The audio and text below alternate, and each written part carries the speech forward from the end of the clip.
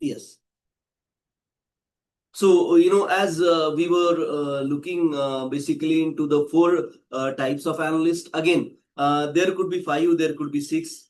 Again, depending upon the culture you adopted, depending upon the thought process you adopted, you might have five types or six types. Okay, but in generic, IIBA, International Institute of Business Analyst, they normally give this as a four analyst. So there's a descriptive analysis, what's happened. So you're just analyzing what the data is at your disposal. You're trying to understand how we reach here, how can we historical artifact, how are we as of today in terms of if you're talking about financial analysis in terms of profitability, loss, how much is at my hand, how much is the cash in hand, and so on and so forth.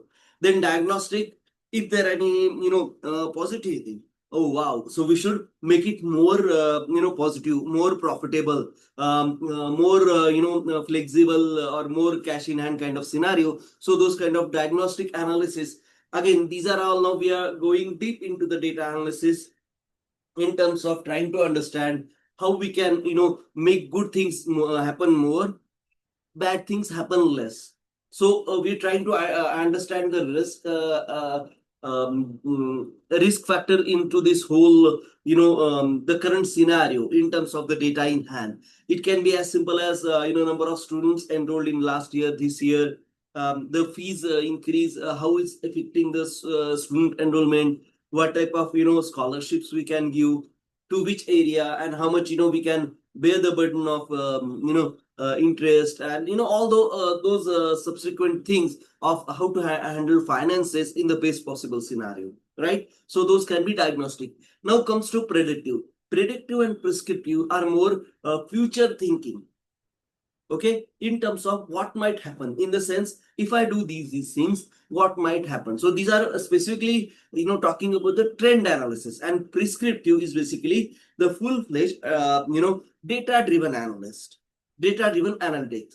Okay, so predictive, I think last time we have a brush up on predictive. Let's repeat it again. Let me take it to the prescriptive side, so we understand diagnostic. Now, predictive analysis. So, predictive analysis or predictive analytics as a process is the use of data, statistical algorithm, machine learning techniques to identify the likelihood of a future outcome. So, here, future outcome is the most important word. So, we are looking for how I can manage my future in terms of with the current data in hand. Again, there could be some limited data, so you might have to do a bit of research, bit of trends, what we are seeing right now, how we can be pad those trends in terms of more positive outcome and less negative outcome, or manage the risk in one way or another, right? So basically a future outcome based on historical data. The goal is to go beyond knowing what has happened in providing the best assessment of what will happen in future. So what we achieved, and if you continue with these things, what we are going to achieve in future. So this is the kind of trend we are looking for in terms of the data at hand. The predictive analytics is a bunch of advanced analytics that makes prediction about future outcome using historical data combined with statistical modeling, data mining, machine learning. Companies employ predictive analytics to find patterns in their data to identify risk and opportunity as well. So these are basically, again, you're working on the current data, trying to predict how the trend will go, let's say a few weeks down the line, few months down the line, or few years down the line. If I change something in my current scenario, the way I work currently, the way I handling the my task currently, how can I basically mold it to make my future better? So those kind of scenario, right? So these are the predictive analytics. Predictive analytics is often associated with big data, data science. So we are talking here in terms of more of a large amount of data, huge amount of data. So that's why we have big data, data science, which can crunch the data faster. We can build the solution faster. And the normal example we give is the weather data. How do you basically predict the weather today? You study the historical data in terms of temperature, humidity, wind speed, wind direction, and blah blah things in the history. and in current situation like a few days back. And these two gives us the current prediction as of today, how the things looks like. So if I have a snowstorm on this day 5 years early, and today also it most likely to have a snowstorm because of the temperature, the pressure range, the wind flowing, the humidity and blah blah things.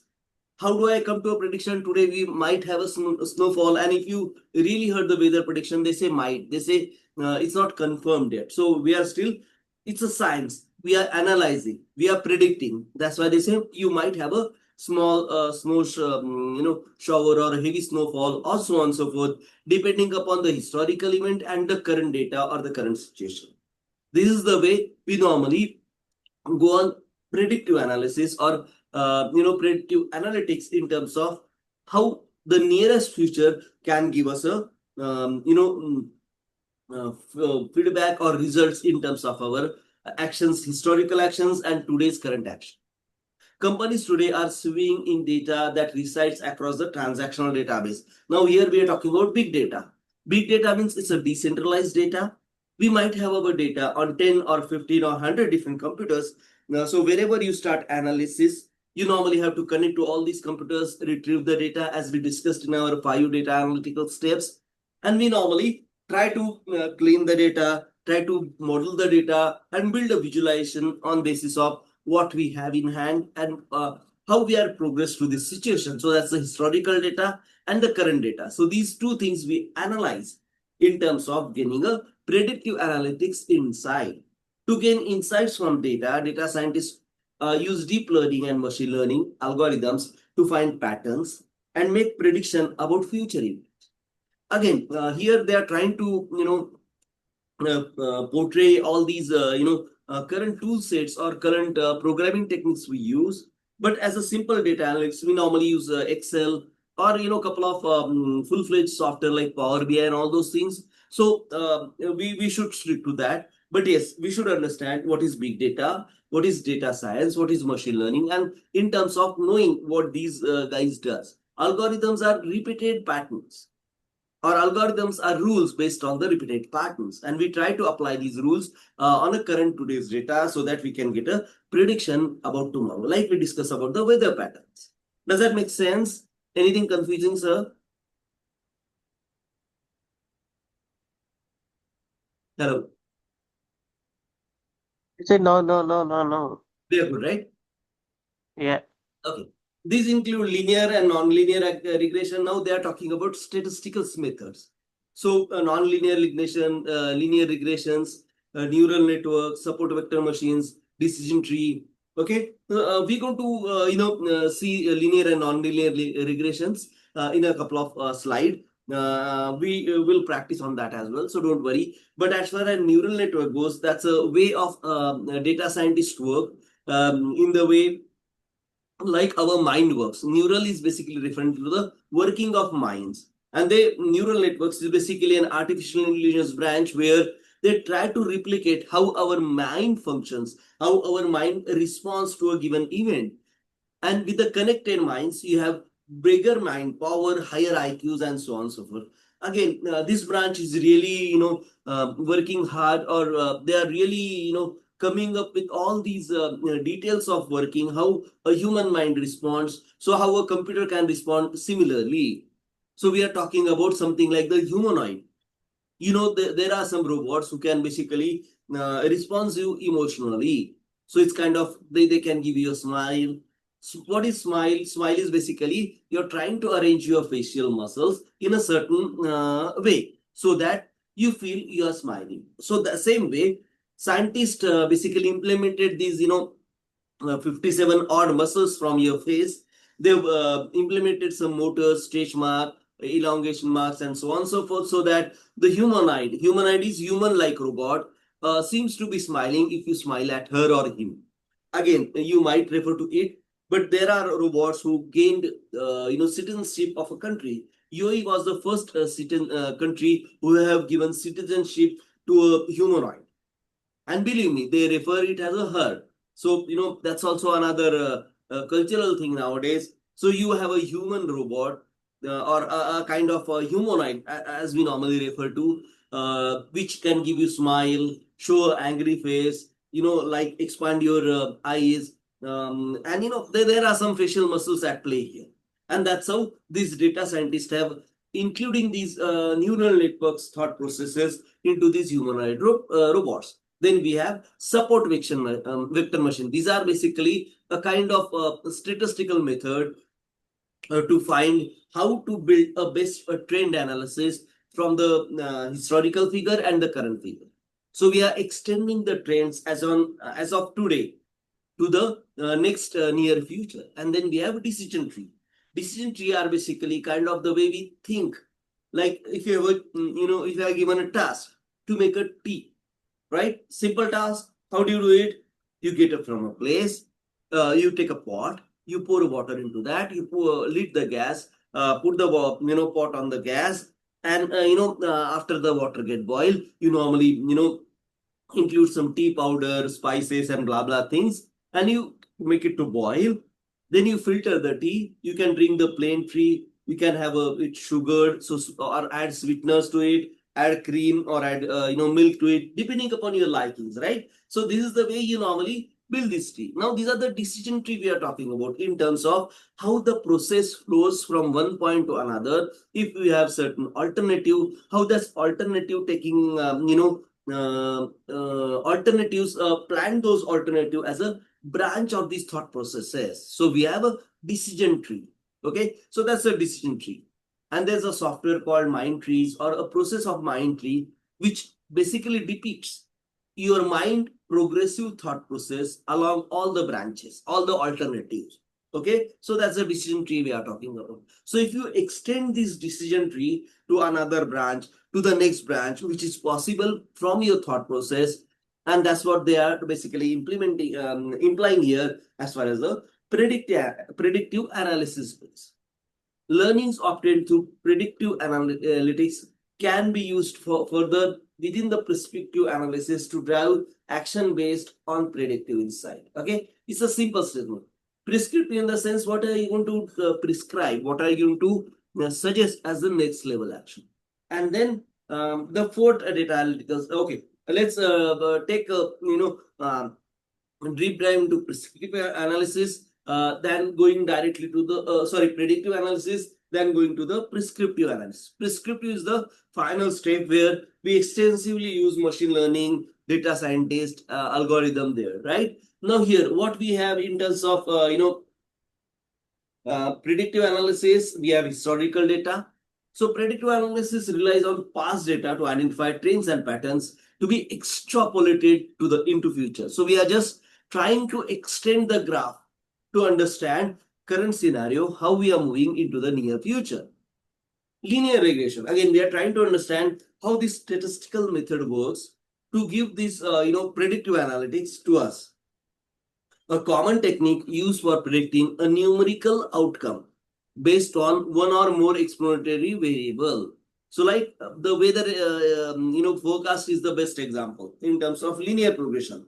So you are linearly progressing.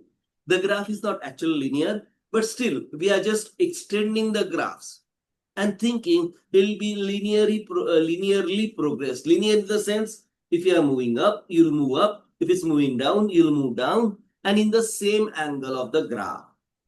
Okay, so that's the kind of statistical method we use in a way of graphics, but in actual Excel we use as a formally based linear regression. It helps to understand the relationship between variables and make prediction for the near future. Okay, what we need in Excel, an Excel add-in that provides the tools for various statistical analysis, including regression, correlation, and more. This we have added. Basically, we've learned this thing how to add a data analysis tool pack in Excel.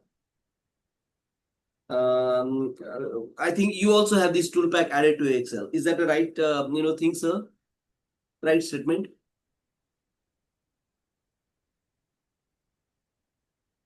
Hello? So, So you have data analysis tool pack in Excel, right? So that's we have the statistical method included in that, so on and so forth. So forecast analysis. Excel offers built-in forecast features for time. The future ones Come again. depend on the past 2 years or 3 years sales, right? Right, right. That's true. Means historical data and the current data, and that will give you Mm-hmm. future data. As simple as that. Pivot table, again, same thing. We use for summarizing, grouping data. You can Mm-hmm. put the live data and then try to understand where we stand today.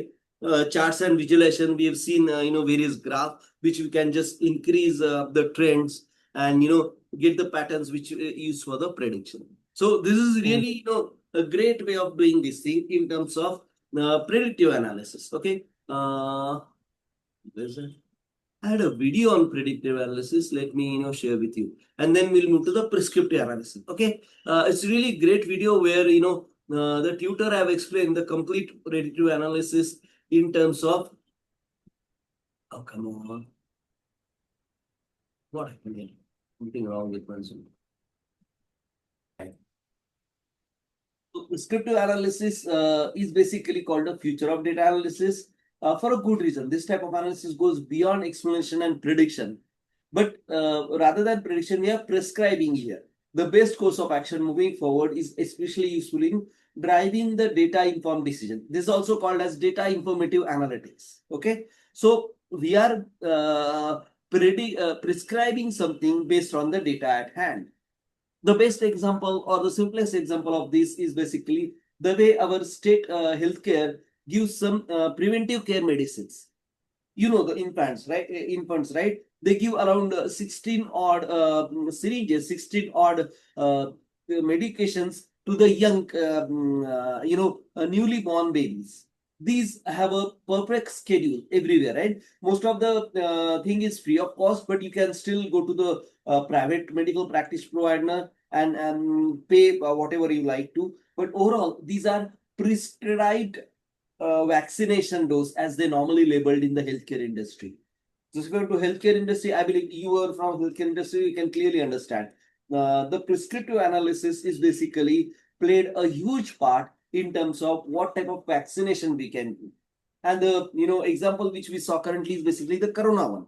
So in the corona one, there are 2 or 3 vaccinations which are suggested by the healthcare industry, which are given by the governments to all its citizens, so that the corona spread could be controlled, could be negated in any region specifically where the corona is spreading by leaps and bounds. Specifically in I think eastern or western parts of the North America, the corona spread was quite at a larger extent. So what they tried to do, they tried to have a free medicinal campaigns, free vaccination campaigns.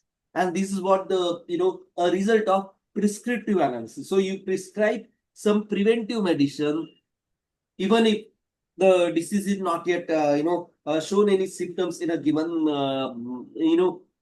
person's or individual's life. Could you explain how the corona vaccination can be, implemented using prescriptive analysis? Sir? Even here, we are still taking the COVID vaccination Same. every year. Yeah. So there are fourth dose, fifth dose, and all. Wherever people are having challenges, even today also in India, there are around I think 3,000 odd, active COVID patients, cases are there. COVID active patients, and there are around 16 odd death confirmed from the COVID thing. And across the world, even there are some. These are minor numbers, but still, it is gaining traction the way news reports it. But again, news do hide quite a few things. But the predictive prescriptive analysis is at work here. So you prescribe something in advance. Okay. So it's Yeah, a simply we can say that which we diagnose it, we are giving prescribing the medicine according to that, like diabetic or anything we can say that. perfect. Sir. You got the idea. So that's the overall motion behind this thing. It's a process of using data to determine an optional course of action.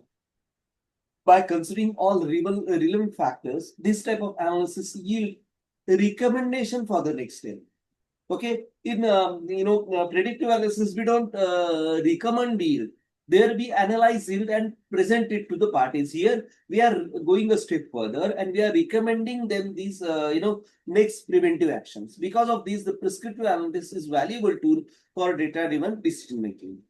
Please remember this word, data-driven decision making. This is what makes the prescriptive analysis more effective, more real life, or more what you can say result-oriented analytical process in the whole analytical regime. Machine learning algorithms are often used in prescriptive analytics to pursue the great large amount of data faster, and often more efficiently than humans can. So that's why in COVID we use good amount of drug making supercomputing power, and that's how we basically able to devise that COVID vaccination. So India has one of the most successful COVID vaccination. There are some vaccination from Russia and even North America as well. So that's what we are talking about: a faster and more efficiently vaccination making by these automated machine learning tools. The humans can using if and else statement. Using if and else statement, the algorithms comb through data and make recommendation based on specific combination of requirement. For instance, at least 50% of customer in a data set selected that they were very unsatisfied with your customer service team, the algorithm may recommend an additional training to the customer service representative. So we are continuously improving our customer service one way or another, and that's how you can implement in a given set of organization or department. While algorithms can provide data-informed recommendations, they can't replace the human discernment. Again, now here the art part, the non-regular part comes at play. Prescriptive analysis is a tool to inform decision and strategies that should be treated as such. Your judgment is valuable and necessary to provide context and guardrails to the algorithmic inputs. So here we are talking about humans validating the machine learning results so that, okay, yeah, let's go ahead and try to implement this. Or this was a failure a few decades ago and so on and so forth. We shouldn't do these things kind of scenario. Like in a couple of, rather, I think 60 odd years ago, we have seen cholera outbreak, right? And they were prescribed some vitals in the sense those medicines to drink by mouth rather than by syringe or by injections. So those kind of scenario. But in today's world, the increase in the number of patients, increasing the number of regional outreach, we can't have a similar thing because those vitals, those small glass bottles are difficult to transport. So we use syringe, which are made from some plastic composite materials, and they have the even to be fitted with that needle and insert directly into the bloodstream. That's how the corona vaccine is normally effective and made less what can say less probability of getting infected while handling the medicine. And so these are the new what you can say results come from predictive analysis what we've run for the given vaccination distribution. Okay, any questions so far? No. Okay, oh, come on. Yes, fine. Okay, so is a process of using data to determine an optimal course of action by considering all the relevant factors. This will yield a recommendation for next steps because of these prescriptive analysis is a valuable tool for data-driven decisions. Again, the same thing they are informing some different wordings, which is really helpful for our day-to-day description of these things. Okay.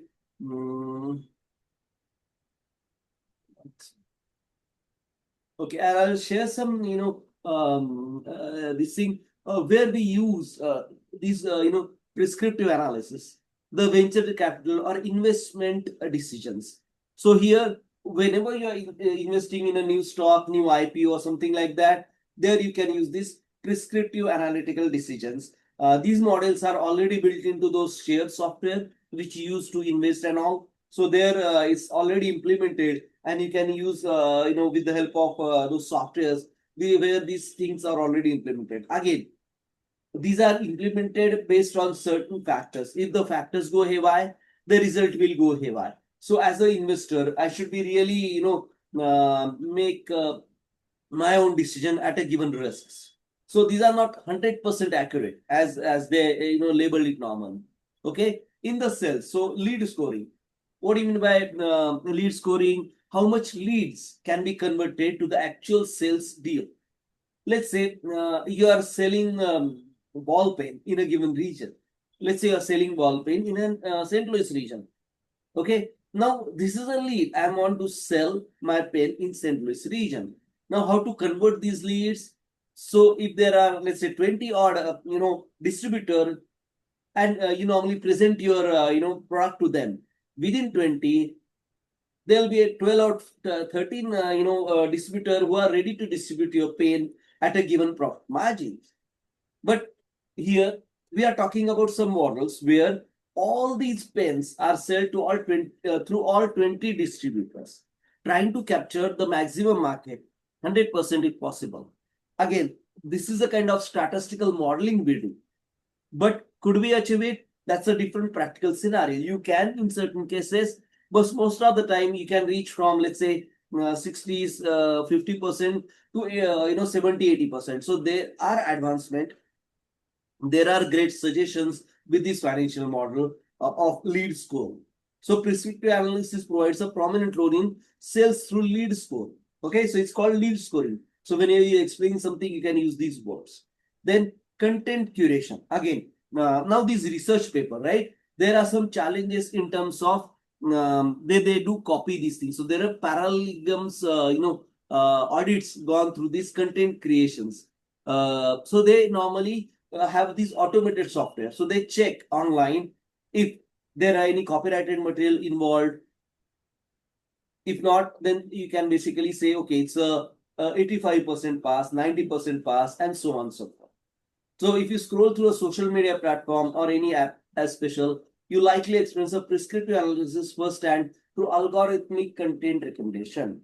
Like the marriage or what you can say matrimonial site, right? They use this content curation type of algorithms to make sure to have a best possible match between two persons. So that's how they do it for you.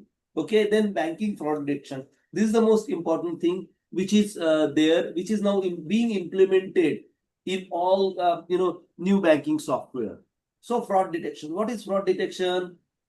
Is basically anything which is irregular, which is exceptional to the normal behavior, and you can report it as a fraud to the next level, and the next level checks.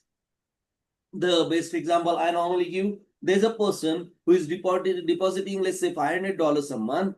In the 11th month, he tries to withdraw $5,000, and then they'll raise a flag of fraud detection, saying this guy just deposits, now he's want to withdraw it. It can be a real thing, like he need a money, he or she need a money, and he or she is withdrawing it.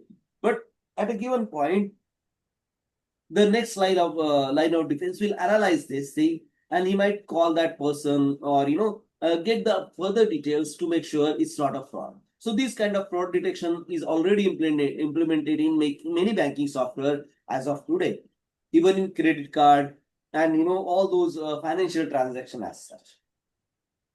Now there are another good number of examples given here. I'll share the link so you can go through it in detail and work on your answer in terms of how predictive analysis, how prescriptive analysis is working for you. And this is from the Harvard Business School. So it's really great write up given by author Catherine Coach. So she has really compiled it good basically. Okay. And when I tried to find a case study on prescriptive analysis, they are going more into the data scientist or those kind of labels. Okay, so there are hardly any implementation Excel shared on these things. But yes, I'll share some YouTube video where you can go into the depth in terms of understanding this this prescriptive analytics. Okay, any questions so far? No. Okay, so just write down the answers in your words on these 4 types of analytics. Okay, and that's the kind of you can use it to present your knowledge in these four type of analytics to the interviewer. That'll give you an edge to that. Okay, and try to put it an example which you find it easy to explain. Okay, like you have done something like that. I'll share this shortcut to that. Now here we are going to understand some what you can say statistical methods which we normally implement in Excel. Okay, let's do this thing tomorrow. Are you free tomorrow same time?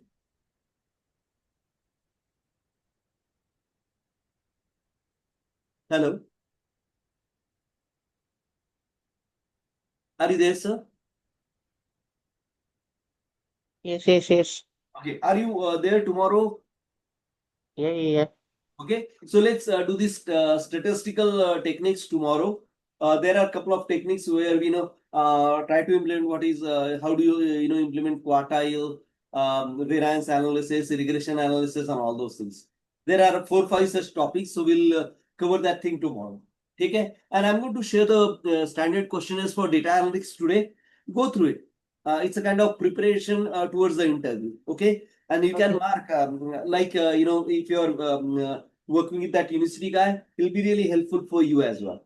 Okay, chalo then let's stop here at this moment and we'll meet tomorrow again. Okay, is 9:30 okay time for you, or do you want to prepone, postpone? Do let me know.